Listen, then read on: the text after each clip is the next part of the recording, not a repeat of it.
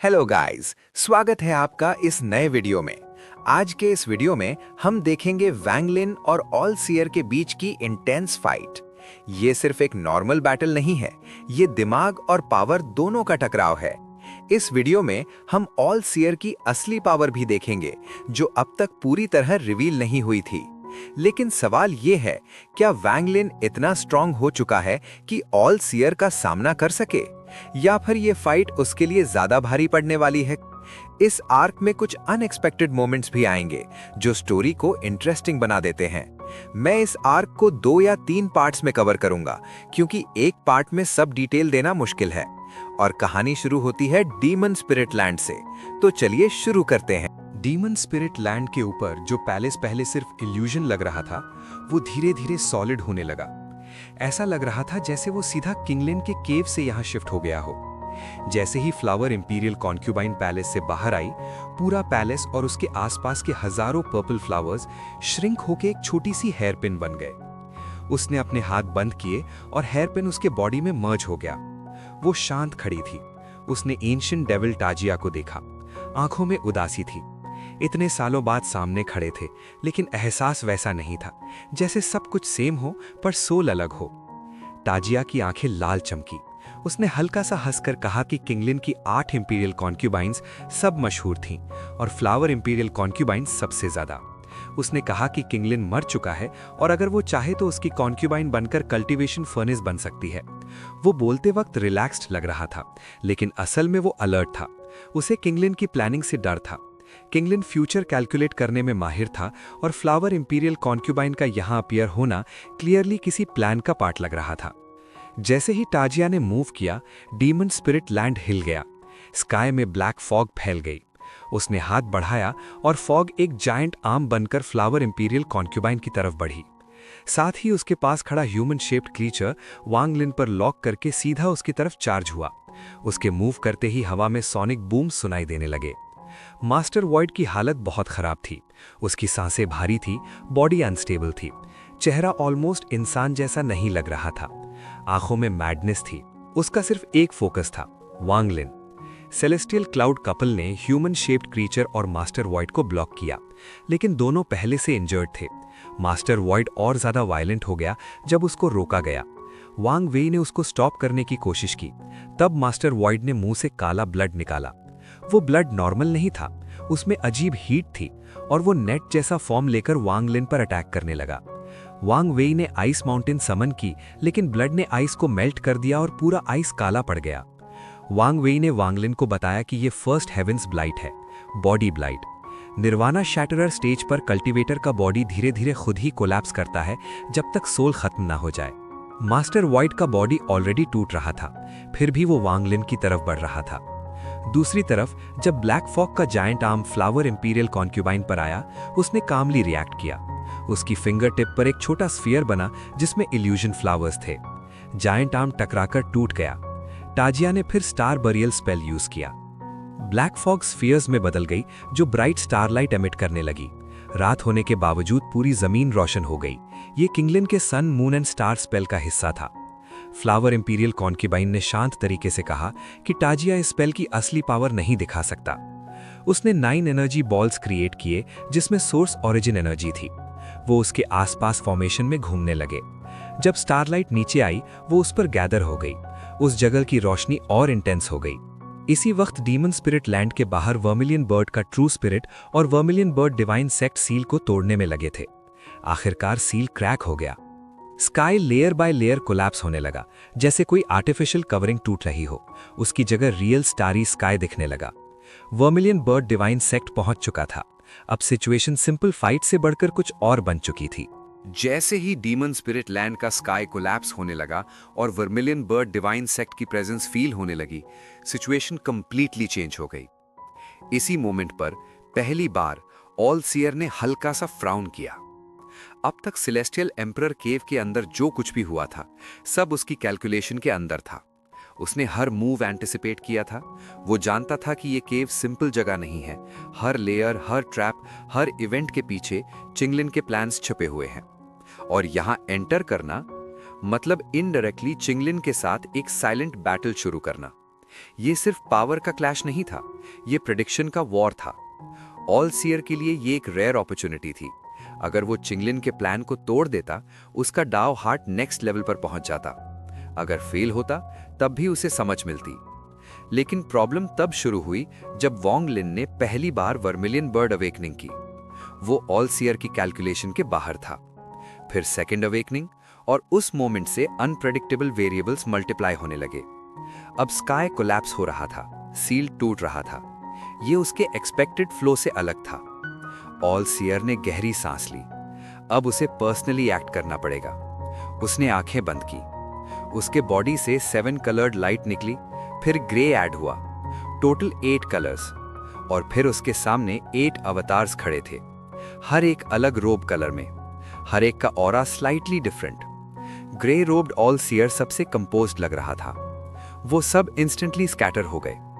3 avatars collapsed sky की तरफ गए, सील के ब्रेकडाउन को कंट्रोल करने, बाकी वोंग लिन और सेलेस्टियल क्लाउड कपल की तरफ। उधर फ्लावर इंपीरियल कॉन्क्यूबाइन स्टारलाइट से घिरी हुई थी। उसके 9 एनर्जी बॉल्स अब भी रोटेशन में थे, लेकिन उनकी ब्राइटनेस थोड़ी कम हो चुकी थी। ताजिया ने स्काई की तरफ देखा। उसका एक्सप्रेशन सीरियस हो गया। उसने एक लार्ज ब्लैक ब्लेड समन की, लेकिन उसने फ्लावर इंपीरियल कॉन्क्यूबाइन को टारगेट नहीं किया। उसने स्काई को स्लैश किया। ब्लेड एनर्जी सीधा ऊपर गई। फ्लावर इंपीरियल कॉन्क्यूबाइन ने हल्का सा स्माइल दिया। उसे याद आया जो चिंगलिन ने कभी कहा था, जो तुम्हें बचाएगा उसका नाम वोंग होगा। जब celestial spirit heaven realm collapse करेगा, तुम्हें अवेकन होने का चांस मिलेगा। स्काई का कोलैप्स देखकर उसे समझ आ गया वो मोमेंट आ गया है। जैसे ही ताजिया की ब्लेड एनर्जी स्काई में गई, फ्लावर इंपीरियल कॉन्क्यूबाइन का बॉडी हल्की सी ब्लर हुई। नेक्स्ट मोमेंट वो स्काई में ब्लेड के सामने अपीयर हुई। उसने 9 एनर्जी बॉल्स को फॉरवर्ड पुश किया। क्लैश। इंपैक्ट ने उसे पीछे धकेल दिया। ताजिया की आंखों में किलिंग इंटेंट फ्लैश हुआ। वो सीधा उसकी तरफ चार्ज हुआ। और नीचे वांग लिन की सिचुएशन रैपिडली डेंजरस हो गई। वांग वे का बनाया ग्लेशियर कोलैप्स हो गया। मास्टर वॉइड ऑलमोस्ट बीस्ट की तरह चार्ज कर रहा था। ग्रे रोब्ड ऑल सीयर सबसे फास्ट था, 2 और अवतार्स उसके पीछे। टोटल 4 पावरफुल कल्टिवेटर्स एक साथ वांग लिन की तरफ आ रहे थे। वांग लिन ने प्यूपिल्स कॉन्ट्रैक्ट किए और रिट्रीट किया। इसी इंस्टेंट स्काई फाइनली क्रैक हो गया, जैसे एक बड़ा मिरर टूट गया हो। फ्रैगमेंट्स नीचे गिरने लगे, और उसके पीछे वर्मिलियन बर्ड के ट्रू स्पिरिट का क्राई पूरा डीमन स्पिरिट लैंड में एको हुआ।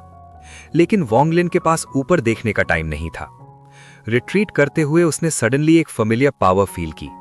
लॉ, वही लॉ जो उसने वाटर स्पिरिट प्लैनेट पर कॉम्प्रहेंड की थी। उसका पहला self created spell, sundered night, sea से जन्मी हुई रात को चीर देने वाली पावर। मास्टर वॉइड और 3 ऑल सीयर अवतार सामने थे, लेकिन वोंग लिन रुक गया, बिल्कुल बिना हेजिटेट किए। उसने आर्म्स रेज किए। उसकी आंखों में एक इंटेंस फोकस था।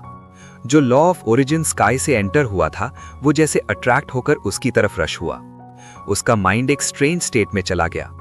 बैटलफील्ड फेड हो गया, सिर्फ एक मेमोरी रह गई। वो मोमेंट जब उसने पहली बार रात को चीर देने वाली फोर्स समझी थी। ग्रे रोब्ड ऑल सीयर ने यह चेंज नोटिस किया। उसकी आंखें नैरो हो गई। शॉक। दूसरे अवतार्स भी रुक गए। सिर्फ मास्टर वॉइड अनअवेयर था। वो मैडनेस में चार्ज कर रहा था। लेकिन जैसे ही वो कुछ 100 फीट दूर था, वोंग लिन डिसअपियर हो गया और पूरा वर्ल्ड नाइट में कन्वर्ट हो गया। फ्लेम्स जो स्काई से गिर रहे थे गायब। स्काई पिच ब्लैक, हर जगह अंधेरा, बस वेव्स की आवाज, जैसे वो एक एंडलेस सी के ऊपर खड़े हों। ग्रे रोब्ड ऑल सीयर और बाकी अवतार्स भी उस नाइट में थे। डिवाइन सेंस स्प्रेड किया, कुछ नहीं मिला, जैसे वोंग लिन लॉ के साथ मर्ज हो गया हो। मास्टर वॉइड रोर कर रहा था, सी को अटैक कर रहा था। ग्रे रोब्ड ऑल सीयर को एक अनफेमिलियर फीलिंग हुई, फियर। दूर होराइजन पर एक रेड लाइट दिखी। उसने तुरंत पहचान लिया, लॉ ऑफ ओरिजिन, वोंग लिन के पास। वो बिलीव नहीं कर पा रहा था। रेड ग्लो ब्राइट होने लगा और होराइजन पर एक फायरी रेड सनराइज होने लगा, प्योर रेड। नीचे सी रेज करने लगी। सबको एक इल्यूजन फील हुआ, जैसे उनका बॉडी डिसॉल्व होकर नाइट स्काई का पार्ट बन रहा हो। इवन मास्टर वॉइड मोमेंटरीली होश में आ गया। उसकी आंखों में हॉरर था। Law of origin. जब वोंग लिन मिड स्टेज निर्वाणा स्क्रायर पर था तब उसने सनडर्ड माइट क्रिएट किया था। अब वो पीक निर्वाणा स्क्रायर पर था और लॉ ऑफ ओरिजिन खुद रिवील हो चुका था। अब जो स्पेल अनलीश होने वाला था उसकी एग्जैक्ट पावर का अंदाजा न ऑल सीयर को था न वोंग लिन को। लेकिन एक बात क्लियर थी, ये मोमेंट चिंगलिन के प्लान, ऑल सीयर की कैलकुलेशन और वोंग लिन की अपनी पाथ सबको एक ही जगह ले आया था। वेव्स की आवाज लगातार गूंज रही थी। हर वेव में एक अजीब रिदम था, जैसे उसमें खुद वर्ल्ड का लॉ छुपा हो। ग्रे रोब्ड ऑल सीयर का गला सूख गया। सिर्फ वो नहीं, बाकी दोनों अवतार्स की हालत और भी खराब थी। डर धीरे धीरे कंट्रोल से बाहर जा रहा था। होराइजन पर जो लाल सूरज उभर रहा था, उसकी रोशनी तलवारों जैसी लग रही थी, रात को चीरने के लिए तैयार। जो लोग इस नाइट के अंदर थे, वो नाइट का ही हिस्सा बन चुके थे, और अगर नाइट टूटेगी, वो भी टूट जाएंगे। यही था सनडर्ड नाइट का असली पावर। टाइम अजीब लग रहा था, जैसे सब स्लो मोशन में हो, और फिर एक इंस्टेंट में सूरज पूरा उभर आया। उस मोमेंट एक अनइमेजिनेबल फोर्स फूटी, राइजिंग सन की पावर। लॉ ऑफ ओरिजिन का एक स्लिवर पूरी तरह मैनिफेस्ट हो गया। अंधेरा जोर से फटा, नाइट लिटरली टियर हो गई, जैसे किसी ने वर्ल्ड को रिवर्स कर दिया हो। लाइट हर डायरेक्शन में फैल गई। इस पावर में सिर्फ स्पेल नहीं था, इसमें वैंग लिन का सब कुछ था। सेलेस्टियल एम्परर केव में हंटेड होने का गुस्सा, ऑल सीयर और ताजिया के प्लान का पॉन बनने की नफरत, दबा हुआ एंगर और 2 बार की वर्मिलियन बर्ड अवेकनिंग से निकला हुआ intense heat. Law of origin ने उस हीट को एम्पलीफाई कर दिया। सूरज सिर्फ रोशनी नहीं दे रहा था, वो क्रश कर रहा था, बर्न कर रहा था, सब कुछ डिस्ट्रॉय करने के लिए बढ़ रहा था। सबसे पहले मास्टर वॉइड इसके सामने आया। वो सबसे करीब था। सनलाइट ने उसको डायरेक्टली हिट किया। उसका बॉडी ऑलरेडी कोलैप्स हो रहा था। फर्स्ट हेवेंस ब्लाइट फेल हो चुकी थी। अगर ताजिया का सील नहीं होता, वो पहले ही मर चुका होता।